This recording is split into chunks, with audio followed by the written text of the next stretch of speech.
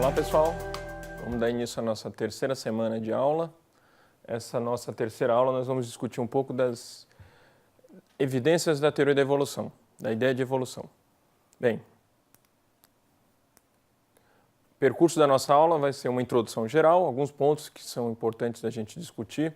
Quando a gente fala em teoria da evolução, é importante a gente diferenciar teoria de ideia, de fato. Isso vai aparecer na nossa aula da semana que vem de novo. Nós vamos refrisar isso em vários momentos, principalmente porque na nossa última aula do curso, essa é fruto das principais confusões que se faz acerca da ideia de evolução, está associada a essa confusão entre teoria, entre evolução como fato, entre ideia de evolução, o que entende-se por teoria da evolução. Então a gente vai enfatizar isso mais de uma vez ao longo do curso, porque para o licenciando isso é importante, é fundamental que ele tenha clareza sobre isso, principalmente quando ele for ensinar teoria da evolução na escola.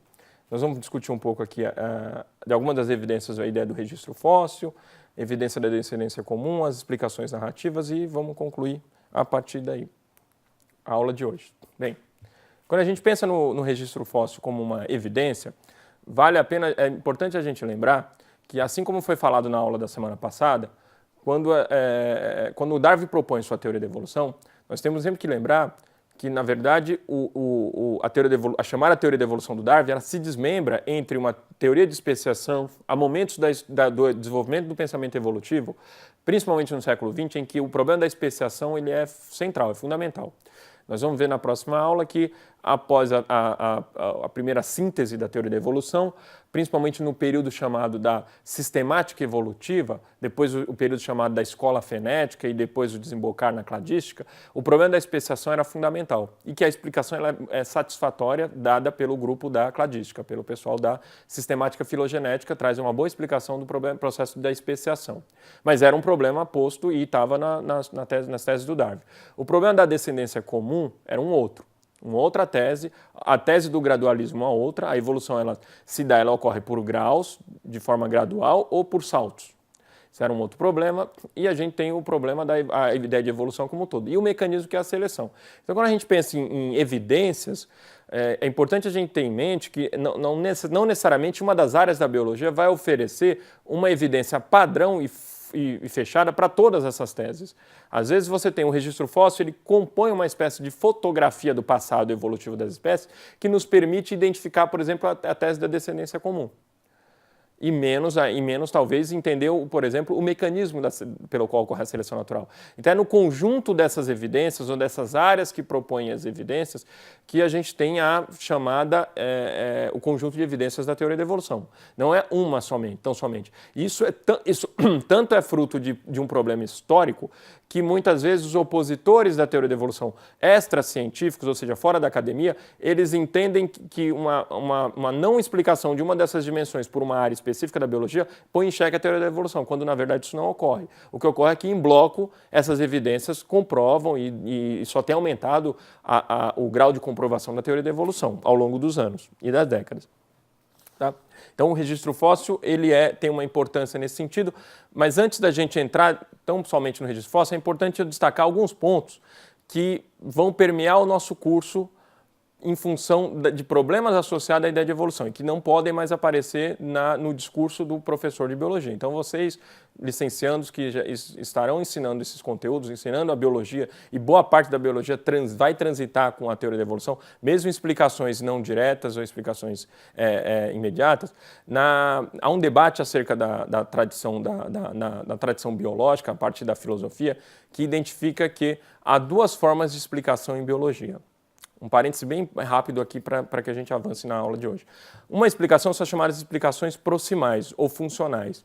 Uma outra forma de explicar um fenômeno biológico são as explicações distais ou explicações evolutivas.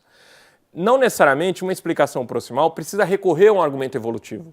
Eu posso explicar a fisiologia do sistema visual sem recorrer à formação evolutiva, à formação filética do sistema visual, ou da estrutura, no caso o olho, por exemplo, associado ao sistema visual.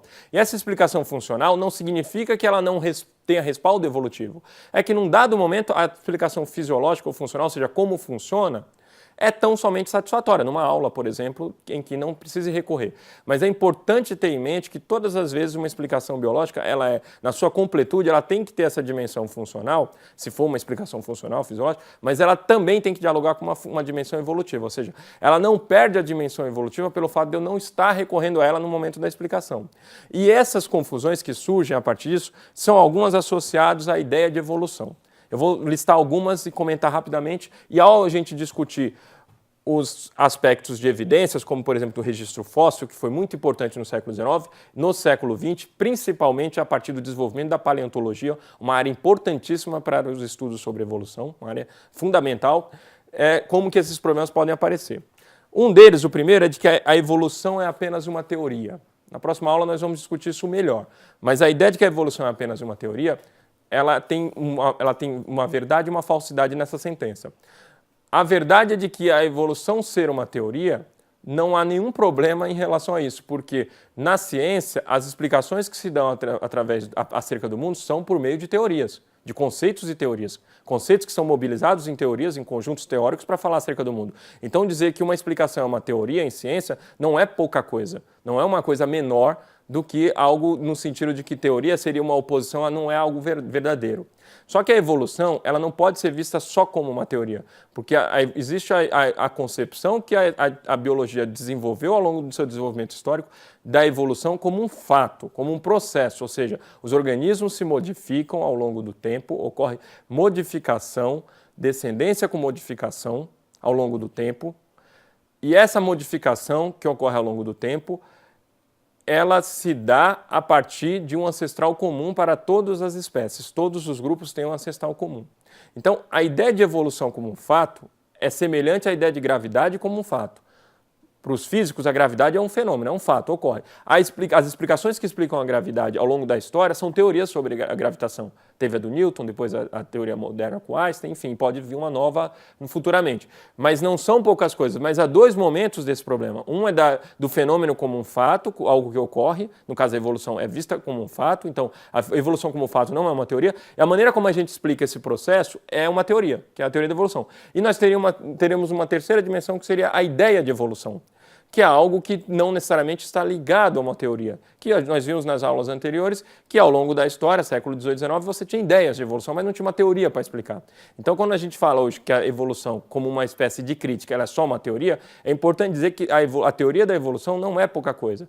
Ela é, na verdade, uma das partes mais buscadas na pesquisa científica, é o desenvolvimento de teorias, para falar acerca do mundo. Mas a gente entende que a evolução também é um fato, o fato evolução, do qual ela ocorreu e do qual os biólogos evolucionistas trabalham em cima de reconstruir essa árvore, essa grande árvore das espécies e o desenvolvimento de como essa árvore se desenvolveu ao longo do tempo.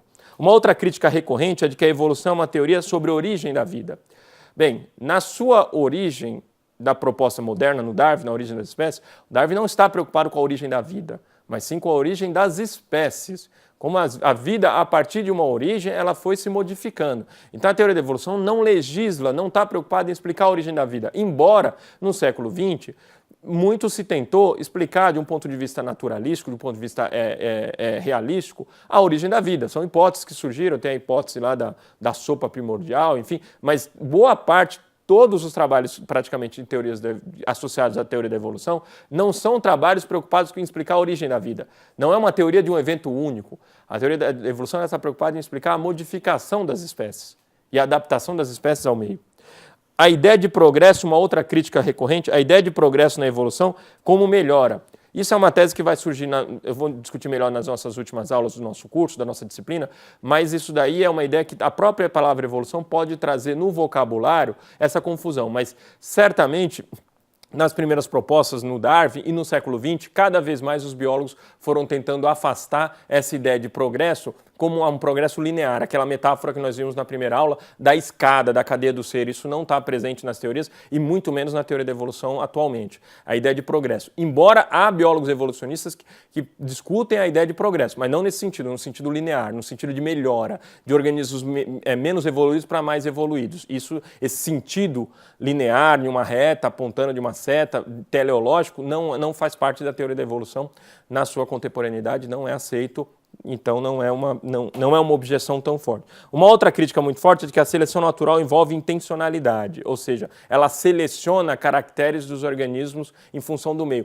Como uma metáfora, como se ela fosse uma espécie de um balcão de ferramentas e fornecesse as ferramentas que os indivíduos, os organismos precisam. Isso não é verdade. A seleção natural ela não opera intencionalmente, por finalidade. E em reboque dessa ideia, há uma outra confusão muito feita, que é a ideia de que a evolução ou a seleção natural ela, além de funcionar num sentido teleológico, ela, de alguma maneira, ela está associada a uma espécie de, vamos dizer assim, intencionalidade dos indivíduos. Os indivíduos querem se adaptar e também isso não ocorre. Aí, um outro problema muito forte aí também é a ideia de que a evolução é totalmente ao acaso, então ela opera, o acaso estaria presente. Inclusive há historiadores que tratam no Darwin a ideia de que o grande centro do pensamento darwiniano é a ideia do acaso. Isso é uma meia-verdade, porque se a evolução opera ao acaso, a seleção natural ela não opera ao acaso, não é aleatório a seleção natural, ela não seleciona ao acaso. Então é importante fazer essa diferenciação, que essas afirmações elas geralmente são carregadas de preconceitos e de ideias equivocadas. Voltando para a nossa ideia das evidências, o registro fóssil ele tem uma importância histórica. Isso aqui é um desenho, uma ilustração do século XIX, do Barão de Cuvier, fazendo uma apresentação de um fóssil aqui, de um mastodonte, se não me falha a memória, para a Academia de Ciências. Então o registro fóssil ele tem uma importância muito grande porque ele traz uma espécie de fotografia, registro que permite a reconstrução das sequências filogenéticas, ou seja, das árvores filogenéticas, das espécies, indicando, por exemplo, ancestralidade comum. Mas, por exemplo, para o mecanismo da seleção natural, o registro fóssil não nos informaria muito grande. Uma outra evidência forte da teoria da evolução é a busca em encontrar os chamados, o registro fóssil já tem isso muito bem mapeado, que é os chamados fósseis de transição, os transicionais, em que permite a gente reconstruir as ascendências entre o que a gente chama, vocês já viram isso em outras disciplinas, que se chamou de os clados, ou seja, a formação dos grupos naturais que vão constituir esses clados e recompor toda a árvore filogenética das espécies. Então, isso permite a identificação de uma descendência comum entre os grupos, desde grupos irmãos, grupos naturais, até a reconstrução. A gente sabe pela sistemática filogenética que, por exemplo, grupos parafiléticos, ou seja, os grupos em que nós temos algum descendente de um ancestral comum ainda não identificado, eles são uma espécie de problema para os taxonomistas. Então, a sistemática filogenética, quando ela encontra grupos parafiléticos, a ideia é compor esses grupos para que eles sejam grupos naturais. Então, isso é um indicativo de como trabalha um ramo da biologia evolutiva no sentido de buscar cada vez mais evidências. Claro que a sistemática filogenética ela não prova a teoria da evolução, ela presume, ela parte do pressuposto de que a evolução ocorreu. E aí ela reconstrói essa árvore filogenética. Mas ao reconstruir, por exemplo, ela dá indicativos e reforça a tese, por exemplo, da descendência comum. Se por um lado ela não prova a teoria da evolução, ela poderia ser usada para falsear essa tese, por exemplo.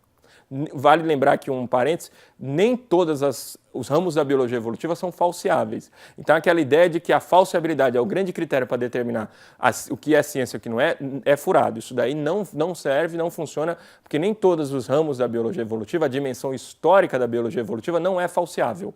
Ela é verificável, mas não falseável. Então, nesse caso, seria falseável se a gente encontrasse, por exemplo, algo que indicasse a não descendência comum, mas é um caso em particular. As chamadas explicações narrativas são eventos únicos da filogênese em que não há menção a leis aqui, mas também tem uma outra forma de compor o que eu estou chamando aqui de evidências da teoria da evolução. Vejam, de novo, não estou me referindo a evidências no sentido monolítico. É um composto, um conjunto dessas pesquisas individualizadas, separadas, que compõem o que a gente tem como as grandes evidências da teoria da evolução. Registro fóssil seria um, a dimensão molecular, genética seria um outro, as chamadas narrativas. Quando a gente se refere a provas da teoria da evolução, é importante diferenciar que o critério que nós temos de prova de uma teoria nas ciências físicas não necessariamente pode ser usado como um critério de prova da teoria da evolução. Em linhas gerais, para provar uma teoria T, nós devemos fazer previsões a partir de T. Se as previsões se mostrarem falsas, teremos provas contrárias a T. Isso é um típico modelo de prova científica aplicado às ciências físicas, a química, enfim. A biologia, isso não funciona. Principalmente quando a gente se refere à teoria da evolução, que são eventos na reconstrução da árvore filogenética, são eventos únicos, eventos que já ocorreram. E a previsibilidade da teoria da evolução não é possível, uma vez que você tem a demanda ambiental que não é possível a gente prever. Variações ambientais, barreiras geográficas, barreiras genéticas, na modificação e formação de espécies. Então, há uma série de cláusulas e de circunstâncias as quais impedem que um modelo como esse possa ser usado como prova da teoria da evolução. O que não significa que não haja evidências fortíssimas da teoria da evolução. Tá? Então, uma das outras críticas que estão associadas a essa discussão é de que, em função disso, a teoria da evolução ela possui baixo poder preditivo. No sentido físico, ela de fato não possui poder preditivo tal como as ciências físicas, porque são características diferentes de uma ciência diferente. Tá?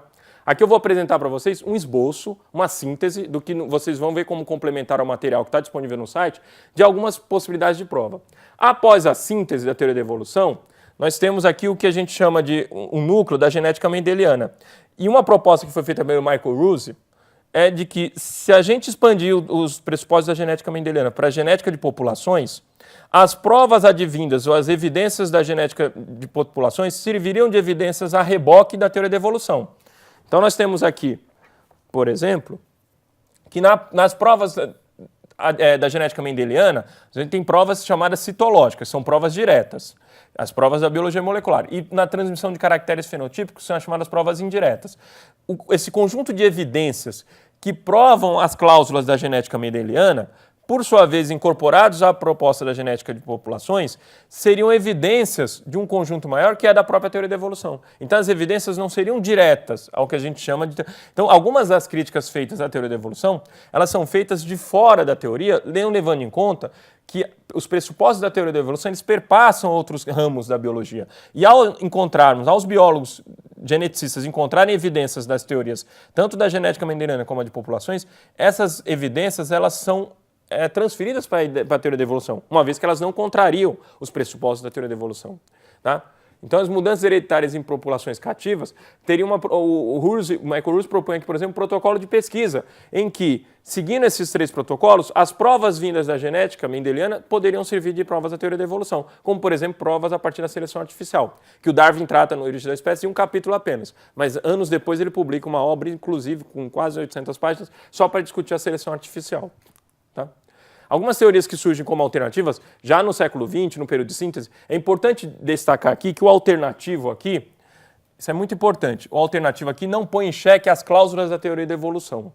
A teoria da evolução, discutida interno à síntese, ao primeiro momento de síntese, de unificação da teoria darwiniana com a genética, no segundo momento em que a taxonomia passa a fazer parte, a entrar a sistemática, entra na jogada e os outros ramos da biologia, nenhum momento nesses debates internos foi posto em xeque descendência comum, a teoria da evolução das espécies e por aí vai. Nenhum momento. O que se questiona é como ocorre. Como ocorre a especiação, por exemplo, se é mais frequente a especiação chamada alopátrica, ou seja, com isolamento geográfico, que nós vamos ver nas próximas aulas o que é. Na época do Darwin se entendia que maior frequência de especiação se dava pelo isolamento geográfico, a chamada alopatria, a chamada especiação alopátrica. No século XX isso é rediscutido, qual o papel da especiação simpátrica. Se discute se a evolução se dá só em graus muito lentos ou se ela ocorre em saltos. A discussão envereda para a formação das espécies, como elas se formam, como que isso se dá, mas em nenhum momento é posto em xeque a teoria da evolução. Então, surgem explicações, os chamados neolamarquistas, o saltacionismo, a teoria da ortogênese, por exemplo, que de alguma forma retoma o conceito de espécie tipológico, de alguma maneira. Então, do século XIX, mas em nenhum momento essas propostas estão pondo em xeque a teoria da evolução. Elas estão discutindo questões internas. Isso não é um debate para além da teoria da evolução. Tá? A gente tem as provas morfológicas, que seriam contribuições da síntese à morfologia, em que os caracteres orgânicos fenotípicos eles são essencialmente adaptativos. A morfologia, nesse sentido, ela não refuta a teoria da evolução. Essas provas elas não vão refutar a teoria da evolução, elas vão incrementar argumentos a favor. A gente tem as provas da sistemática. Na próxima aula eu vou falar mais um pouco da sistemática, da construção dos clados e de como ela não não prova a teoria da evolução, porque ela presume que é a teoria da evolução para poder ser construída, mas a sistemática filogenética é extremamente fundamental para a reconstrução das árvores filogenéticas e para a explicação da diversidade. Então, o estudo da diversidade a partir da sistemática permite escolher entre a teoria evolutiva em detrimento do saltacionismo, por exemplo. A gente consegue reconstruir nessas árvores filogenéticas, optar por uma teoria evolutiva gradual e não em relação a uma perspectiva saltacionista. As provas da paleontologia eu já falei um pouco, a ideia do registro fóssil, de que informa sobre a filogenia, mas não nos informa sobre os mecanismos da evolução. Então percebam que cada prova dessa em separado vão fornecendo uma base para a construção de explicação daquelas 5 teses originais em Darwin e as modificações que a chamada teoria da evolução vai sofrer no século XX. Tá? Como resumo da nossa aula de hoje, a gente viu um pouco da ideia do registro fóssil, alguns problemas associados a evidências da teoria da evolução, problemas que são extracientíficos, críticas feitas à teoria da evolução que não se sustentam, não se sustentam à luz da teoria que nós temos hoje, ao desenvolvimento histórico dela. Nós vimos um pouco da evidência da descendência comum, algumas explicações narrativas, ou seja, em termos filogenéticos da teoria, e na próxima aula nós iremos avançar para discutir um pouco da natureza da teoria da evolução e a ideia de evolução adaptativa e neutra, que são formas muito parecidas de como ocorre a evolução. E bons estudos, façam os trabalhos, as atividades, os exercícios, participem do fórum de discussões e boa semana para todos.